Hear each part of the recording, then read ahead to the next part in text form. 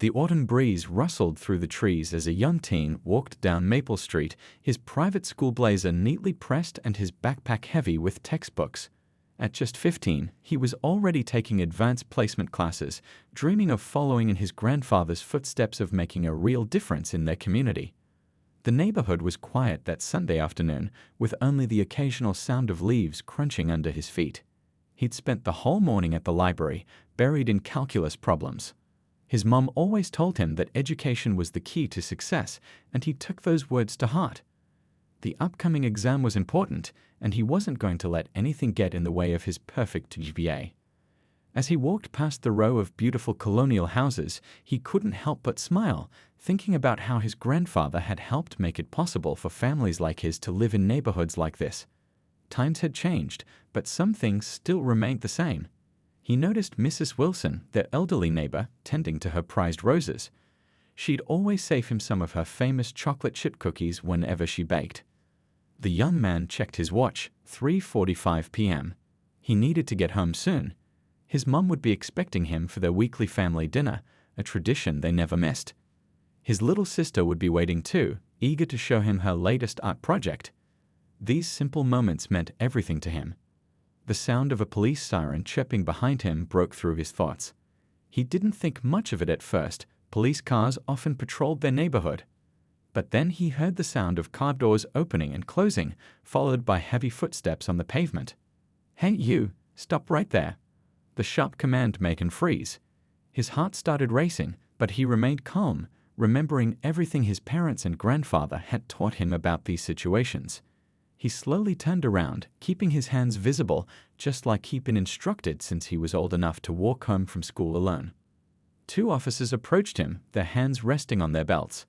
The younger officer's face was tense, while the older one's eyes darted between him and the houses nearby. Something about their stance made his stomach twist into knots. "What are you doing in this neighborhood?" the older officer demanded, his tone suggesting that the young man couldn't possibly have a legitimate reason for being there. "I'm just walking home from the library, sir," he replied politely, his voice steady despite his racing heart. He could feel Mrs. Wilson's eyes on them from her garden, and a few other neighbors had started peeking through their windows. "There's been a break-in reported in the area," the younger officer said, taking a step closer. "You match the description of a suspicious person seen around here earlier." The boy's mind raced. A break-in? He'd been at the library all morning, surrounded by security cameras and dozens of witnesses. He was wearing his private school uniform, for goodness sake.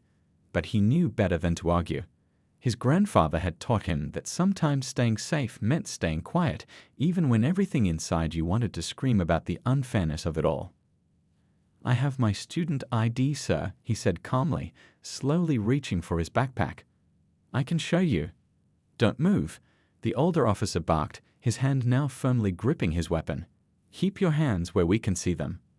The boy's heart pounded against his chest as he raised his hands higher, his calculus books suddenly feeling like lead weights in his backpack. Through the corner of his eye, he could see Mrs. Wilson putting down her gardening tools, her face filled with concern. More neighbors were emerging from their houses, phones in hand. He stood there, frozen in place, as the autumn breeze continued to rustle through the trees, carrying with it the distant sound of children playing in their yards.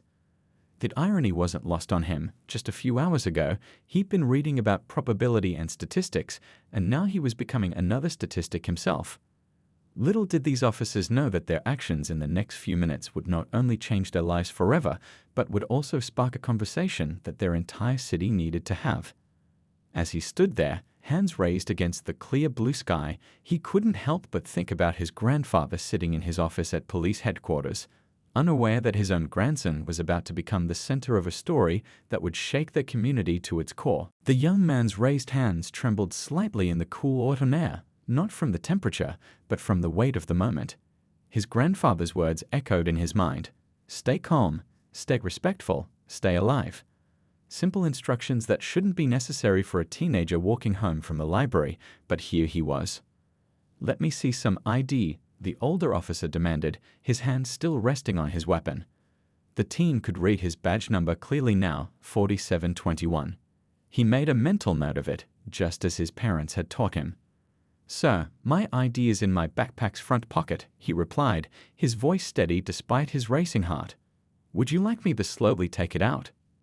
"Turn around and put your hands on the car," the younger officer cut in, completely ignoring his offer to show identification. The police cruiser's metal surface felt cold against his palms, a stark contrast to the warm library desk he'd been studying at just 30 minutes ago. Mrs. Wilson's voice carried across her front lawn. "Officers, I can vouch for him. He lives just 3 houses down. His family." "Ma'am, please stay back," the older officer called out firmly. "This is a police matter." The young man felt his backpack being roughly pulled from his shoulders.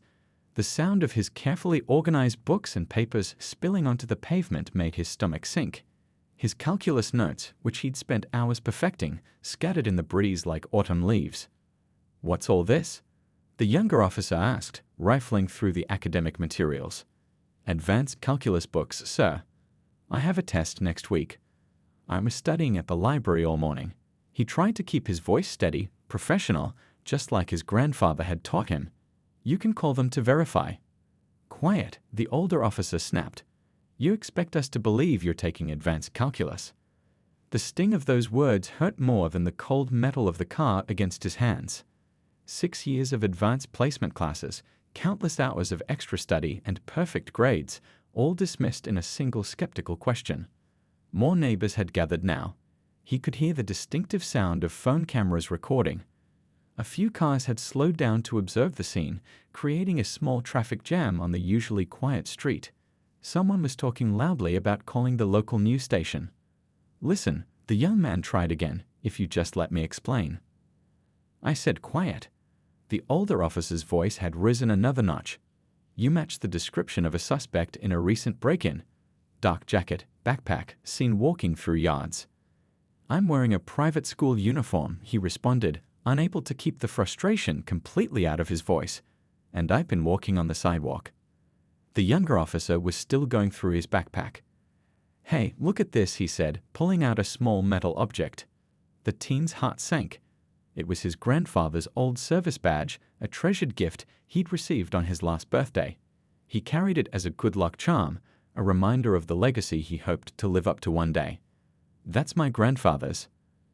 "A police badge?" The older officer cut him off, his voice sharp with accusation. "Where did you get this?" Before he could answer, he felt his arms being pulled behind his back. The cold bite of handcuffs against his wrists sent a shock through his entire body. This couldn't be happening.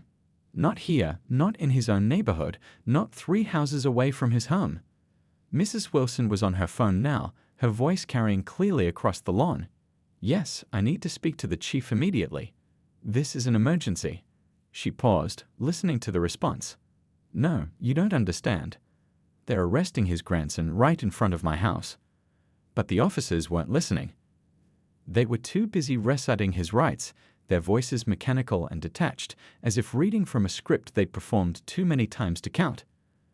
The young man closed his eyes, feeling the rough texture of the police car's surface against his cheek.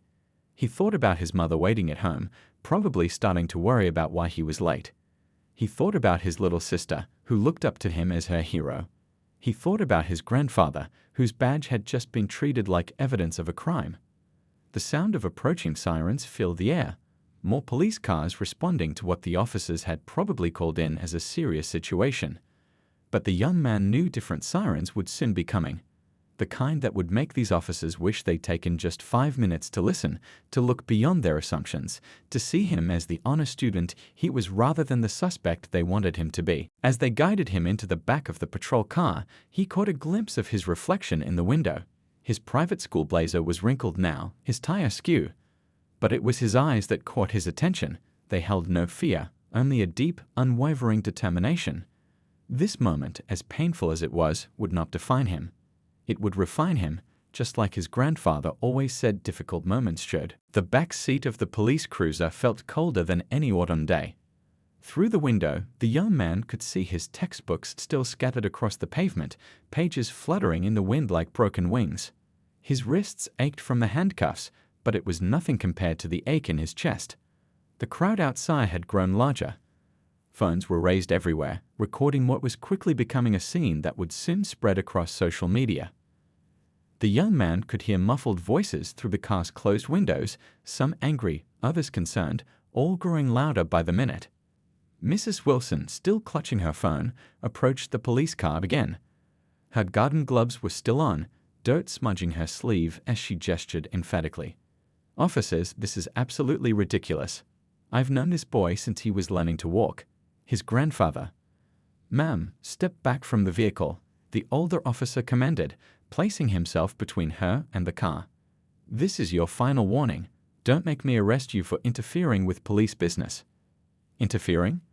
Mrs. Wilson's voice cracked with disbelief. "I'm trying to prevent you from making the biggest mistake of your careers."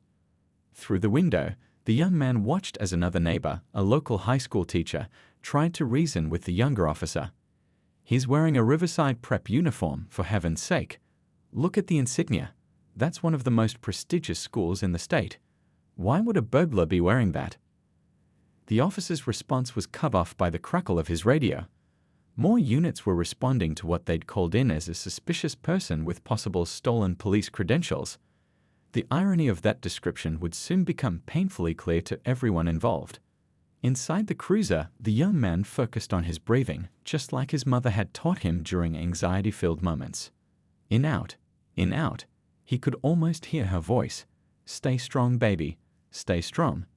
His father's words joined in, "Keep your head high. Truth always rises." A small group of kids on bikes had stopped at the corner, their eyes wide as they watched the scene unfold. The young man recognized one of them from the community center where he volunteered as a math tutor. The look of confusion and fear on the child's face made his heart sink even further.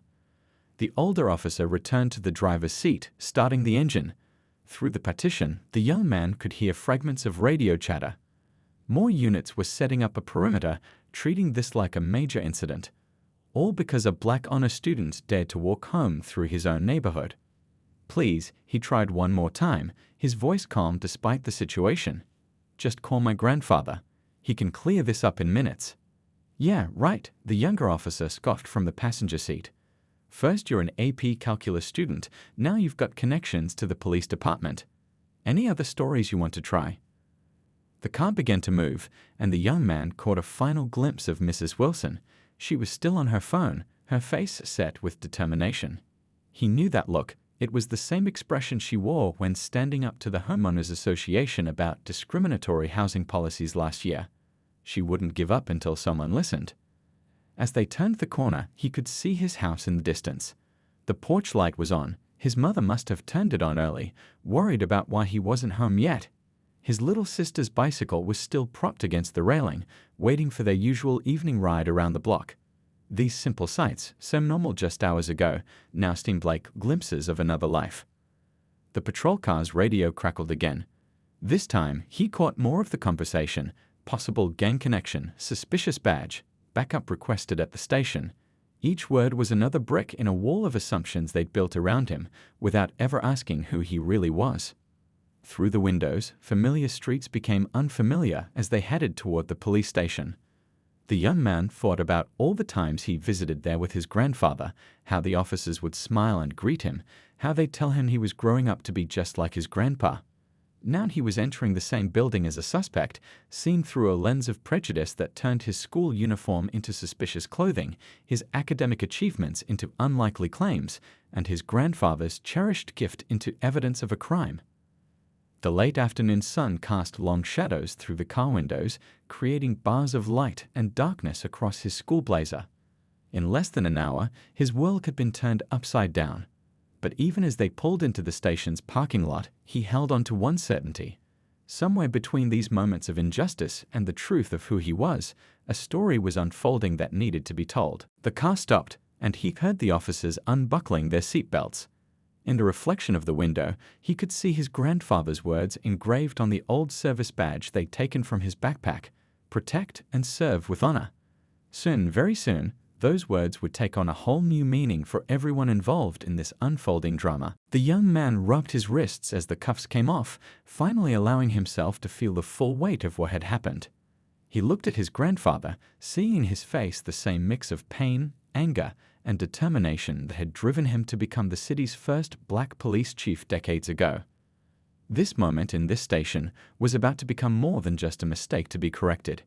It would become a mirror, reflecting back uncomfortable truths that could no longer be ignored and sparking changes that were long overdue. The police station's atmosphere had transformed from routine to electric in the span of seconds. The chief of police stood in the doorway, his presence filling the room with an energy that made everyone hold their breath. 30 years of command experience radiated from his stance, but it was the pain in his eyes that commanded attention. I asked a question, the chief said, his voice carrying the weight of controlled fury. Who wants to explain why my grandson is being fingerprinted like a common criminal? The arresting officers seemed to shrink under his gaze. The older one stepped forward, his confidence from earlier completely evaporated. Sir, we were responding to a report of suspicious activity. Suspicious activity? The chief's voice cut through the air like steel. Let me tell you what I see in these videos. He held up his phone, where one of the many recordings from the scene was playing. I see 2 officers harassing an honor student in front of his own home. I see them ignoring a respected neighbor who tried to verify his identity. I see them confiscating a service badge that I personally gave to my grandson on his birthday. The young officer who'd been at the computer spoke up, her voice shaking slightly. Sir, the social media response is significant. The videos have over 50,000 shares already. The chief nodded, his eyes never leaving the arresting officers. Pull up the body cam footage. I want to see everything. On the nearest screen, the footage began to play. The sight of his grandson being forced against the police car, his calculus books scattered across the ground, drew murmurs from the gathering officers. The chief watched in silence, his jaw tightening with each passing moment. That's my AP calculus textbook. The grandson spoke up, his voice steady despite everything. I have a test next week. I was studying at the library all morning. The librarian, Mrs. Chen, can verify. Son, the chief interrupted gently. You don't need to explain yourself. Not anymore. He turned back to the arresting officers. But they do. They need to explain why they didn't check his student ID, why they ignored a reliable witness, why they escalated a situation that never should have existed in the first place. The older officer's voice was barely audible. Sir, we had reports of break-ins in the area, in his own neighborhood. The chief's voice rose slightly. 3 houses down from his own home, where he's lived his entire life. The desk sergeant, who had been quietly reviewing the booking documents, spoke up. Sir, the processing isn't complete. We haven't made any formal charges. And you won't, the chief cut in. But this isn't over, not by a long shot. He walked over to his grandson, removing his own suit jacket and draping it over the boy's shoulders. The gesture was both protective and symbolic, a public acknowledgement of family, of identity, of belonging. Get your things, he told his grandson softly. Your mother's waiting outside. She's already called our family attorney. The rookie officer quickly gathered the backpack and its scattered contents, handling the books with newfound care. When she came to the old service badge, she presented it to the chief with apologetic eyes. Sir, I'm so sorry. We should have. Save it, the chief interrupted, but his tone was less harsh with her. Right now, I need every piece of documentation from this incident. Body cam footage, dash cam, booking photos, everything. And I want the names of every officer involved in this situation. The station erupted into activity. Officers scrambled to compile reports, transfer video files, print documents. The arresting officers stood rooted to their spots, watching their careers potentially unravel before their eyes. The chief turned to address the entire room. Let me be very clear. What happened today is not just about my grandson. It's about every young person who's been stopped for looking suspicious. It's about every parent who has to teach their child how to survive a police encounter. It's about a system that sees a uniform blazer on one teenager as a sign of privilege and the same blazer on another as a disguise. He placed a hand on his grandson's shoulder. Tomorrow, this story will be everywhere. People will be outraged, and rightly so. But outrage isn't enough. This department will change. Not because my grandson was wrongly arrested, but because no one's child should be arrested for walking home from the library. The grandson looked up at his grandfather, seeing in his face the same determination that had driven him to become chief 30 years ago. This wasn't just about one incident anymore. It was about transformation. As they walked toward the station doors, officers parted like waves. Through the windows, camera flashes were already visible, news crews responding to the viral videos. The chief paused at the threshold, looking back at his officers one last time.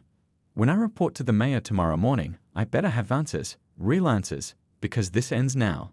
Not just for my grandson, but for every child in this city who deserves to walk home without fear." The doors opened to a crowd of reporters and concerned citizens. The chief's jacket still draped over his grandson's shoulders, they stepped out together, 2 generations of a family that had fought for change, now facing another battle they never wanted but couldn't ignore. 3 months had passed since that autumn afternoon, but its ripples continued to spread through the city like waves in a pond. The police station looked the same from the outside, but inside, everything had changed. The morning sun streamed through the windows of the training room, where the chief stood before a group of officers. On the screen behind him, body camera footage played, the same footage from that fateful day. But now it wasn't evidence of a mistake, it was a teaching tool. "This," the chief said, pausing the video at the moment his grandson's books scattered across the pavement, "is where assumptions took over. This is where training failed. This is where we started seeing a uniform as a disguise rather than what it was, a student walking home from the library." The officers in the room watched intently. Among them sat the 2 who had made the arrest that day. They weren't fired. The chief had made a more impactful decision. They were now part of a comprehensive retraining program, their experience serving as a first-hand account of how bias could blind even experienced officers. Across town, in the high school auditorium, his grandson stood before a different audience. Hundreds of students listened as he shared his story, not with anger or bitterness, but with hope for change. "That day changed more than just me," he told them, his voice carrying clearly through the space. "It changed how our police department works. It changed how our community talks about these issues. Most importantly, it changed how we see each other." The audience included Mrs. Wilson, who had refused to stay silent that day. Her phone call had set so much in motion. Now she led a community oversight committee, working directly with the police department to build bridges between officers and residents. Back at the station, new policies were already showing results. Every officer wore a body camera that couldn't be turned off during interactions with the public. Regular community meetings brought officers face-to-face with residents in non-enforcement settings. Cultural sensitivity training wasn't just an annual requirement anymore, it was a daily practice. The rookie officer who had first noticed something wrong that day had been promoted to community liaison. She now spent her days in schools and community centers, ensuring that young people saw officers as protectors, not threats. In the chief's office, a new photo hung on the wall. It showed him and his grandson at a recent community forum, both speaking to a packed audience. Next to it was the old service badge, now framed, a reminder of how a symbol of honor had been misinterpreted as evidence of wrongdoing. The changes weren't just local. Their story had sparked discussions across the country. Other police departments began examining their own practices. News outlets that had initially focused on the sensational aspect, the chief's grandson being arrested, now reported on the systematic changes being implemented. The grandson's AP calculus test? He aced it, despite everything that happened. His tutor sessions at the community center had grown, with more kids seeing him as living proof that they could overcome unfair obstacles. 6 months after the incident, the city council chamber was packed for a special session. The chief stood at the podium, presenting the department's new community engagement statistics. Crime rates were down. Civilian complaints had dropped significantly. Community trust was growing. "What happened to my grandson was a wake-up call," the chief told the council. "But our response to it, that's our legacy. We're not just changing policies. We're changing minds, changing hearts, changing futures." In the audience, his grandson sat with his family, including his little sister who now looked at the world differently. She still rode her bike on their street, but now she waved to the officers who patrolled the neighborhood, officers who had gone through the new training program, who knew the residents by name, who understood that safety came from connection, not suspicion. The old police badge stayed in its frame, but its meaning had evolved. It wasn't just a grandfather's gift anymore. It had become a symbol of transformation, a reminder that change was possible when people faced uncomfortable truths and committed to doing better. 1 year to the day after the incident, the grandson stood in front of the library where it all began. A news crew was filming his interview for a documentary about police reform. The reporter asked if he was angry about what happened. The easy response would be anger, he said thoughtfully. But what we chose instead was action. My grandfather always says that true change doesn't come from tearing things down, it comes from building something better. That's what we're doing, one day at a time. Behind him, a group of young kids walked past, wearing the same school uniform he had worn that day. They moved freely, without fear, their backpacks full of books and dreams. And in that moment, watching them, he saw what real change looked like, not just in policies or procedures, but in the simple dignity of being able to walk home without having to explain why you belong.